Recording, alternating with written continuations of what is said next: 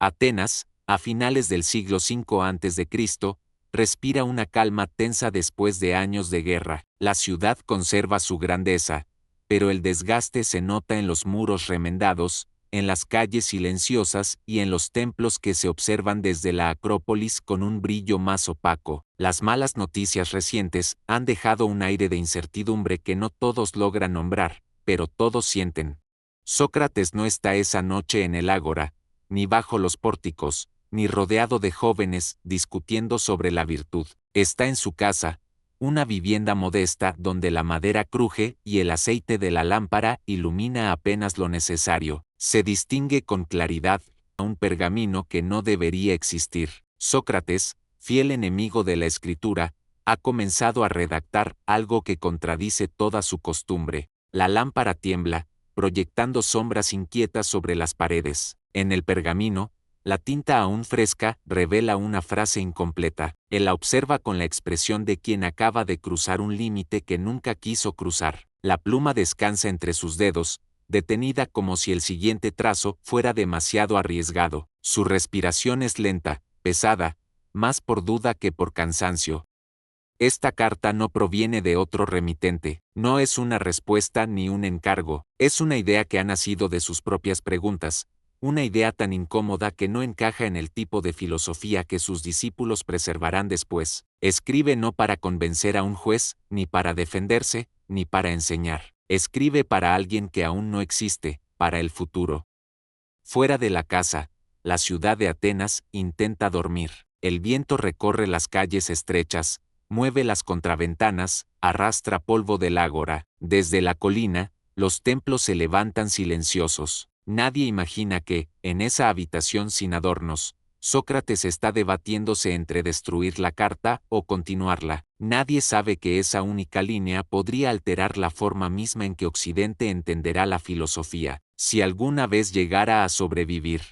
El pergamino se mantiene en medio de la mesa como un objeto extraño. Es casi un intruso entre los hábitos del filósofo. La quietud de la noche resalta el dilema. Escribir contradice todo lo que ha dicho sobre el conocimiento, pero callar contradice algo que, por primera vez, desea transmitir más allá de la palabra hablada.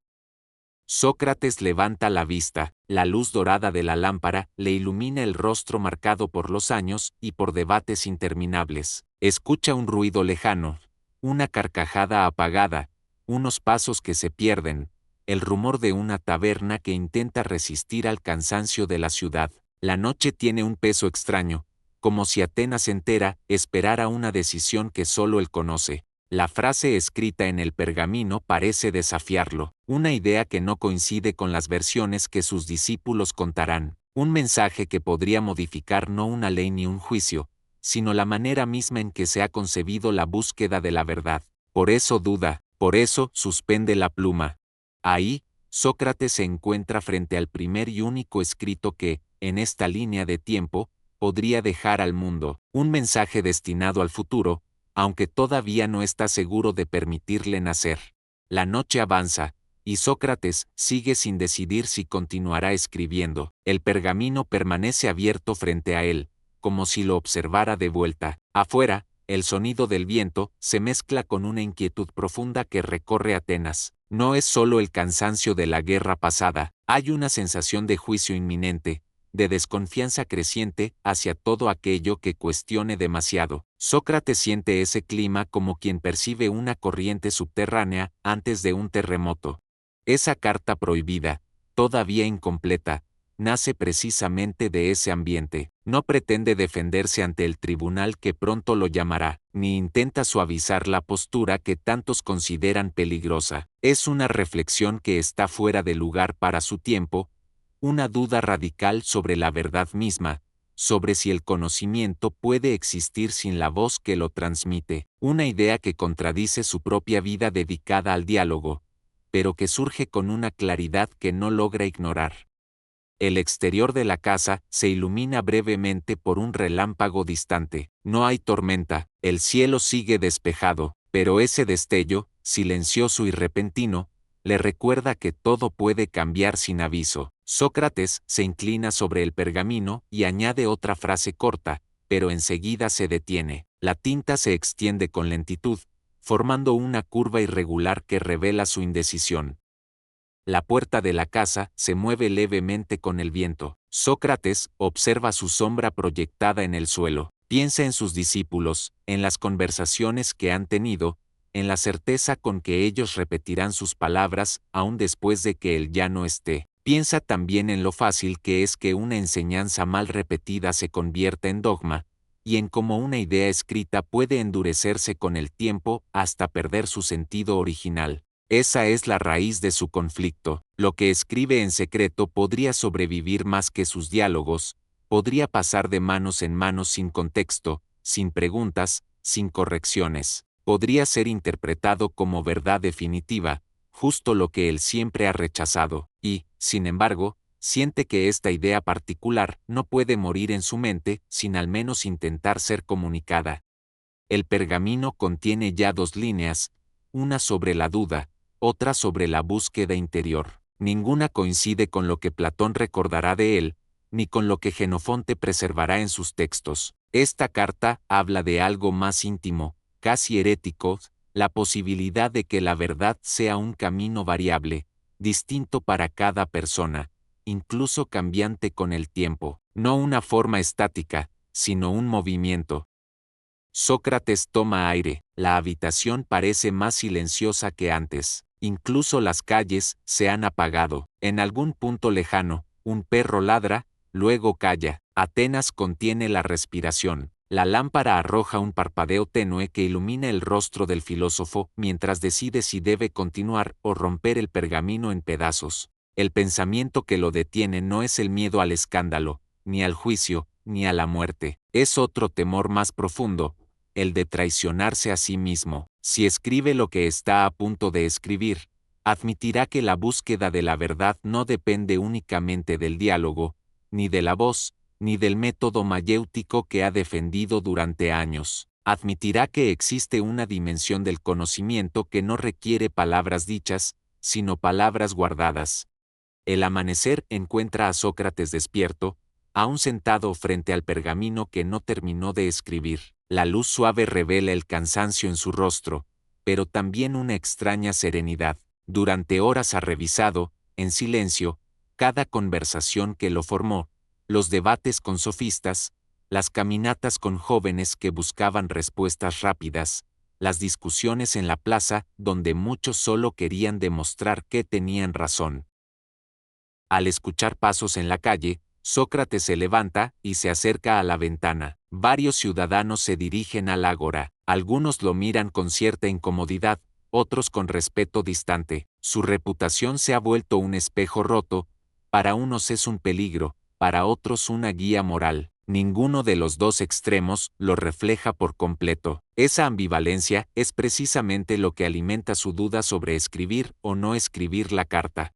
Sobre la mesa permanece la pluma, aún húmeda. Sócrates la sostiene y siente que su peso es mayor del que debería. No es el peso de la tinta, sino el del legado que podría generar. Una carta así, si llegara a ser encontrada, podría ser interpretada como confesión, como renuncia, como desafío o como revelación. Cada lector, en cada generación, la usaría para sostener su propia versión de lo que significa pensar. Finalmente, escribe una tercera frase. Sus trazos son más firmes que los anteriores, como si haber sobrevivido a la noche lo hubiera obligado a aceptar su propio pensamiento. La frase no es larga ni grandilocuente. Habla de la posibilidad de que la sabiduría no dependa ni de maestros ni de discípulos, sino de un movimiento interior que nadie puede enseñar directamente. Una idea peligrosa, porque debilita las jerarquías que sostienen la estructura intelectual de Atenas.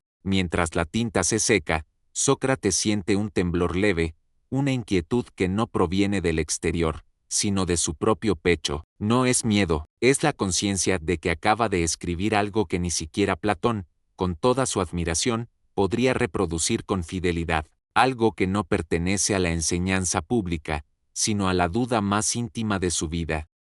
De pronto, un golpe seco en la puerta rompe el silencio. No es violento, pero sí firme. Sócrates se queda quieto. Conoce ese tono, no es el de un amigo ni de un discípulo. Es un llamado oficial, Atenas está lista para juzgarlo, y el mensaje que trae esa carta podría convertirse en su última defensa, o en la evidencia que sus acusadores jamás imaginaron. La puerta se abre lentamente, dejando ver a un joven emisario de rostro serio. Lleva un sello de arcilla colgando del cordón que cruza su túnica. No entra de inmediato, espera a que Sócrates dé un pequeño gesto de aprobación. El filósofo inclina la cabeza y el joven avanza unos pasos, sin levantar demasiado la mirada. Con un tono contenido, anuncia que el consejo desea su presencia antes del mediodía. No especifica el motivo, pero ambos saben que es innecesario. El proceso ya está en marcha. Sócrates agradece la visita y cierra la puerta tras él. La habitación queda en silencio otra vez,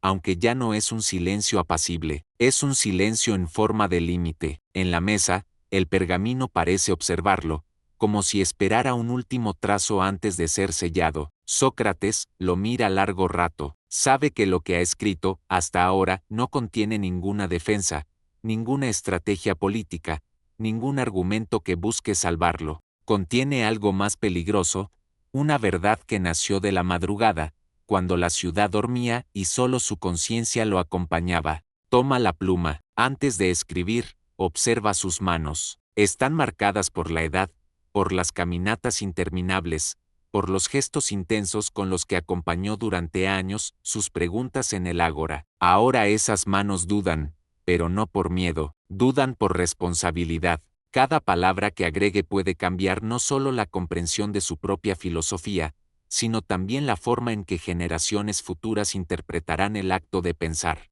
Escribe una cuarta línea, esta vez, no sobre la sabiduría, sino sobre la búsqueda, no sobre el maestro, sino sobre la ausencia del maestro, una afirmación que niega todo aquello que sus acusadores han utilizado en su contra, un pensamiento que parece contradecir la idea misma de enseñanza, pero que en realidad la renueva desde su raíz. Cuando termina, deja la pluma junto al tintero y cierra los ojos. Escucha los sonidos del puerto, los pasos en la calle, el murmullo lejano del mercado. Todo continúa, indiferente a su dilema, y, sin embargo, él siente que algo en el mundo ha cambiado apenas un milímetro, como si la mañana se hubiera desplazado ligeramente para permitirle escribir lo que nunca se había atrevido a formular. El pergamino queda sobre la mesa, extendido, con la tinta fresca y las ideas expuestas como si fueran una frontera recién trazada. Sócrates se levanta y lava su rostro en un cuenco. El agua fría lo despierta por completo. Sabe que debe prepararse para salir. Sabe que el consejo no esperará, pero también sabe que la carta, tal como está ahora, ya no es solo un documento, es el testimonio de su pensamiento más íntimo, puesto por escrito en el momento más incierto de su vida. Antes de cruzar la puerta, mira una última vez el pergamino. No decide aún si lo llevará consigo o si lo dejará allí, escondido entre sus cosas. Ambas posibilidades parecen peligrosas. Ambas posibilidades parecen necesarias. Sócrates sale de la casa con paso lento, cerrando la puerta con una suavidad que parece intencional, como si no quisiera dejar entrar el ruido del mundo en los pensamientos que aún lo envuelven. El aire de la mañana está cargado del aroma a pan recién horneado y del murmullo creciente del mercado. La Atenas que se extiende ante él sigue siendo la misma ciudad que ama y cuestiona, pero él la observa como si fuera la primera vez. Cada calle, cada piedra, cada voz le recuerda que su destino ya no le pertenece del todo. Mientras avanza, la túnica roza contra el polvo del camino. Algunos ciudadanos lo reconocen, otros apartan la mirada con incomodidad. Su juicio no ha pasado desapercibido. Hay quienes lo consideran un peligro para los jóvenes, un provocador de preguntas que deberían permanecer dormidas. Otros, más discretos, le ofrecen un gesto de respeto, un asentimiento corto, casi clandestino. Sócrates responde a cada uno con la misma serenidad tranquila. Se detiene junto a una fuente pública, observa cómo el agua cae en un flujo constante, limpio, transparente. Se pregunta si el pensamiento debería ser igual, un movimiento continuo que se alimenta de sí mismo y no se estanca. El pergamino vuelve a su mente. cada palabra escrita allí parece vibrar ahora con una claridad nueva. Nunca antes había sentido que la filosofía pudiera reducirse en tan pocas líneas sin perder su profundidad. La idea lo inquieta tanto como lo atrae. Un grupo de jóvenes pasa a su lado. Uno de ellos, con valentía, le pregunta si es cierto que hoy será convocado por el consejo. Sócrates sonríe, no con tristeza, sino con esa ironía serena que lo caracterizaba. Responde que todos los hombres son convocados, tarde o temprano, por algún tipo de tribunal. Los jóvenes no saben qué decir. Él continúa su camino. Al llegar a una pequeña plaza, se sienta unos instantes en un banco de piedra. Desde allí observa a Atenas en movimiento, artesanos preparando sus puestos, mujeres conversando con cestas en la mano, mendigos extendiendo sus cuencos, niños persiguiéndose entre columnas. En ese caos ordenado, Sócrates ve una ciudad viva, imperfecta, contradictoria, una ciudad que él ha desafiado, pero también amado profundamente. El camino hacia el consejo se vuelve más estrecho a medida que Sócrates avanza colina arriba. El ruido del ágora queda atrás, reemplazado por un silencio interrumpido apenas por el canto de unos pájaros y el roce del viento entre los olivos. Esa quietud le resulta extraña. Atenas solía ser para él una sinfonía de preguntas, contradicciones y voces superpuestas. Hoy, en cambio, la ciudad parece contener la respiración. Mientras asciende, pasa junto a un grupo de soldados apostados en la entrada del recinto. No lo detienen, solo lo observan con una mezcla de recelo y desconcierto. Sócrates inclina la cabeza en señal de respeto. Sabe que muchos de ellos lo consideran una figura sospechosa, un agitador de conciencias, aunque jamás empuñó un arma ni incitó a la violencia. Su arma siempre fue el cuestionamiento, y quizá por eso temían más su voz que cualquier espada. A medida que se acerca a las grandes escalinatas del consejo, siente el peso de las miradas. Algunos ciudadanos se han reunido para observar su llegada. Sus rostros reflejan emociones diversas: curiosidad, desaprobación, admiración, temor. Sócrates sube los escalones sin prisa, con el porte de alguien que ya ha aceptado que el desenlace no depende de él. La dignidad no se negocia, piensa, solo se sostiene. Al llegar a lo alto, se detiene. Desde ese punto puede ver casi toda la ciudad, los tejados bañados por la luz del día, el bullicio creciente del mercado, los barcos aproximándose al puerto, el humo de los hornos encendiéndose. Es un cuadro vivo que se mueve sin él, pero que le pertenece de alguna manera. Atenas es su hogar y, al mismo tiempo, la razón de su condena. Toca el pergamino una vez más, no para asegurarse de que sigue allí, sino para recordarse a sí mismo por qué lo escribió. Cada línea está impregnada de la convicción de que la filosofía no es un discurso para plazas ni tribunales. Es la última frontera entre el hombre y su propia ignorancia. Esa certeza lo acompaña cuando finalmente atraviesa la entrada del consejo. La sala del consejo recibe a Sócrates con una penumbra casi ritual. Las antorchas iluminan apenas los muros, como si los propios magistrados quisieran ocultar más de lo que muestran. En el centro, una mesa larga de madera oscura. A su alrededor, los miembros del consejo debaten en voz baja, pero el murmullo se extingue cuando Sócrates da el primer paso dentro. Uno de los consejeros, un hombre de rostro severo y barba recortada, sostiene un rollo de pergamino con las acusaciones. Sus manos tiemblan apenas, como si su autoridad no fuera tan sólida como aparenta. Lo desenrolla y lee en voz alta: corromper a la juventud, introducir nuevas divinidades, cuestionar la tradición. Sócrates lo escucha sin parpadear. No siente ira, pero sí una profunda tristeza por lo que esas palabras representan: el miedo de una ciudad herida, incapaz de aceptar un pensamiento que la obliga a mirarse al espejo. Entre los presentes, Sócrates distingue a algunos discípulos. No se atreven a hablar. Sus rostros mezclan angustia y frustración. Él los observa con compasión y un gesto mínimo les indica que mantengan la calma. La filosofía no se defiende con gritos, no se impone, se siembra. Uno de los consejeros le ordena hablar. Sócrates da un paso al frente. Su voz, cuando por fin rompe el silencio, no es desafiante, es nítida, tranquila, casi vulnerable. No habla de absoluciones ni de disculpas. Habla de la necesidad de que cada ciudadano examine su propia vida, porque una vida sin examen, dice, no merece ser vivida. Algunos fruncen el ceño, otros bajan la mirada. La verdad tiene esa forma.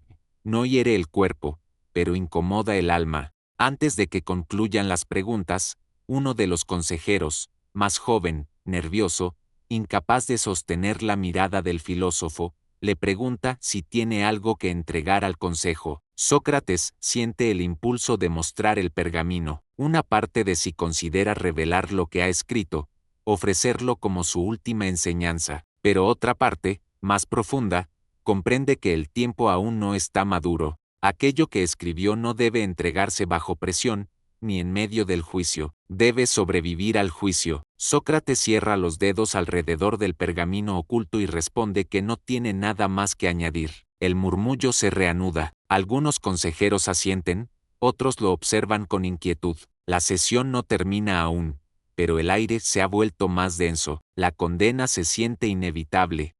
Cuando Sócrates es escoltado fuera del interior del recinto, la luz del día lo golpea de inmediato. Respira hondo. A pesar de todo, siente una calma inesperada. La decisión de guardar el pergamino fue la correcta. No será el consejo quien decida su destino, sino el mundo que vendrá después. Saliendo del consejo, Sócrates desciende lentamente los escalones de piedra que conducen a la plaza exterior. El bullicio de Atenas lo envuelve de inmediato. Comerciantes discuten precios, niños corren entre columnas, soldados vigilan las entradas. Es la misma ciudad que ha visto toda su vida, pero hoy la percibe distinta, como si la multitud llevara consigo un juicio silencioso que pesa más que el oficial. Un joven mensajero se acerca corriendo, reconoce a Sócrates y se inclina con respeto, aunque con cierta incomodidad. La controversia reciente lo vuelve una figura peligrosa de admirar en público. El joven entrega una tablilla de madera. Es un mensaje de Critón, amigo íntimo, quien lo espera en una casa cercana para hablar con urgencia. Sócrates asiente sin sorpresa. Critón siempre percibe antes que nadie cuando la tormenta rebasa los muros. Mientras camina hacia la casa indicada, Sócrates observa los rostros a su alrededor. Algunos lo miran con desconfianza, otros con compasión, otros evitan mirarlo. Las discusiones sobre su juicio han comenzado a circular. Hay quienes creen que su condena es necesaria para proteger a la juventud. Otros murmuran que Atenas se está volviendo demasiado temerosa, incapaz de tolerar la duda. Al llegar a la casa de Critón, encuentra al amigo esperándolo en el patio interior, bajo una pérgola de madera cubierta de vides. Critón lo abraza sin palabras. Sus ojos revelan más angustia que indignación. Lo conduce hacia una mesa baja donde ya hay pan, agua y una vasija de aceite. No es un banquete, es una conversación anunciada. Critón le pregunta si es cierto que no presentó ninguna defensa, que no suplicó clemencia. Sócrates responde con calma, una defensa construida solo para evitar el castigo traicionaría todo lo que ha enseñado. La verdad, incluso cuando se opone al poder, no necesita adornos para sostenerse. Critón golpea suavemente la mesa, desesperado. Le suplica reconsiderar, pedir revisión, aceptar algún tipo de acuerdo que le permita evitar la muerte. Sócrates lo escucha, valora su dolor, pero no lo comparte. No puede aceptar una vida ganada a costa de renunciar a sus principios. En un gesto inusual, Sócrates saca el pergamino de su túnica. Critón frunce el ceño. No sabía de la existencia de ese documento. Sócrates lo coloca sobre la mesa sin abrirlo. Dice que allí escribió algo que no puede entregar al consejo, una reflexión destinada a quienes comprenderán el pensamiento más allá del castigo, más allá de la opinión de la ciudad, más allá de la política. No busca convencer a los jueces, busca sembrar una semilla en quienes todavía están dispuestos a cuestionar el mundo. Critón, inquieto, pregunta si debe leerlo. Sócrates niega con suavidad. Aún no, no ahora. El contenido debe sobrevivir a su ejecución. Debe circular sin estar marcado por el miedo ni por la urgencia. Debe convertirse en una verdad que Atenas encuentre por sí misma, aunque tarde. La noche cae sobre Atenas con un silencio extraño, como si la ciudad entera contuviera la respiración. Critón acompaña a Sócrates hasta el exterior de la casa, todavía intentando convencerlo de aceptar la ayuda que un grupo de amigos ha organizado en secreto. Tienen dinero para sobornar a los guardias, un refugio fuera de la polis, rutas seguras por los caminos del Ática. Todo está preparado, solo falta que él diga que sí. Sócrates escucha cada detalle con paciencia, pero sin ilusión. Conoce la lealtad de sus amigos y la generosidad detrás del plan, pero también sabe que la huida sería una confesión tácita de culpa. En su interior, siente que escapar equivaldría a romper el pacto que ha sostenido toda su vida, vivir conforme a la razón y a la ley, incluso cuando la ley se equivoca. Critón insiste, recordándole a sus hijos, a sus discípulos, a la injusticia del veredicto. Sócrates piensa en todos ellos, pero no cambia de postura. Juntos caminan hacia la prisión donde deberá pasar la última noche. El camino está iluminado por antorchas que proyectan sombras alargadas sobre los muros. Más de una vez, Sócrates se detiene a mirar esas sombras.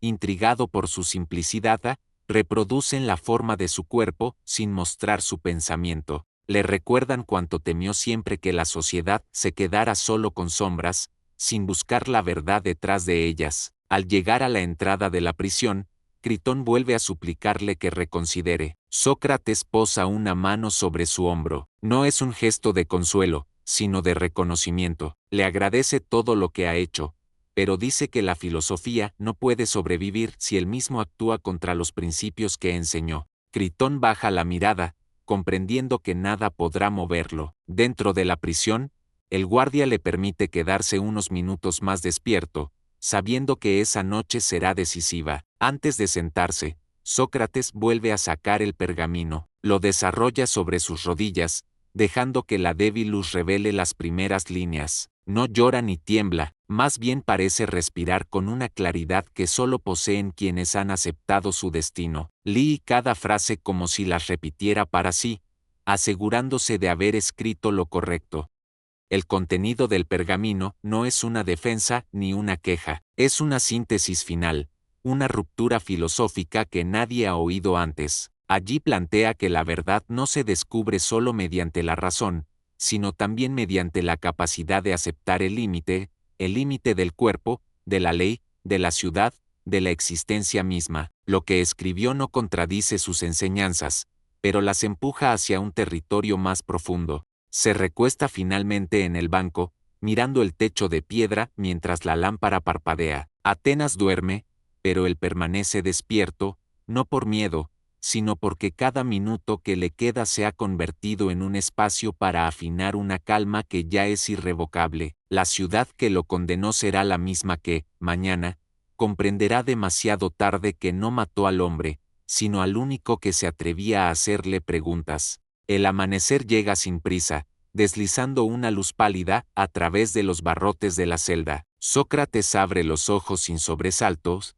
no ha dormido más que unos minutos, pero no parece fatigado. Respira hondo, como quien reconoce el final de un camino que ya estaba trazado mucho antes de esta noche. El guardia entra en silencio, la ciudad sigue dormida, pero el destino se ha despertado. Critón y un pequeño grupo de discípulos reciben permiso para entrar. Sus rostros cargan dos emociones opuestas, el amor por el maestro y la impotencia de no poder salvarlo. Sócrates los mira con una serenidad que desconcierta, los invita a acercarse, no para despedirse, sino para hablar del alma, del deber y de la forma correcta de vivir incluso cuando se enfrenta a la muerte. Mientras conversan, mira a Critón y, con la discreción de un gesto casi oculto, desliza el pergamino hacia su mano. Le pide que lo guarde con cuidado, que no lo muestre todavía, que espere a que la ciudad esté preparada. Critón asiente, sintiendo el peso simbólico del mensaje. Los guardias regresan con la copa. El líquido verde oscuro tiembla apenas en el borde del vaso. Ninguno de los presentes puede mantener la mirada fija en la cicuta, excepto Sócrates. La toma con naturalidad, como quien acepta una consecuencia y no un castigo. Antes de beber, agradece a los dioses por haberle permitido vivir una vida guiada por la búsqueda de la verdad.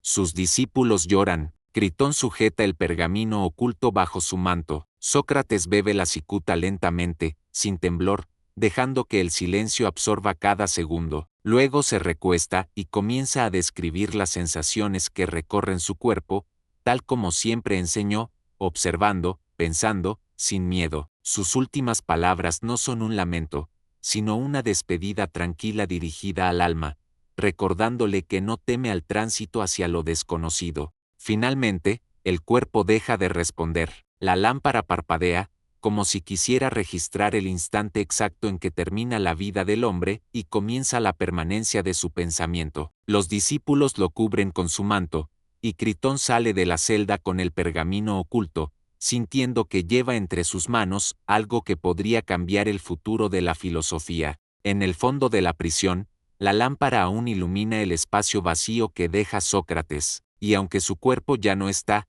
el pergamino viaja ahora hacia un destino que ningún tribunal puede detener.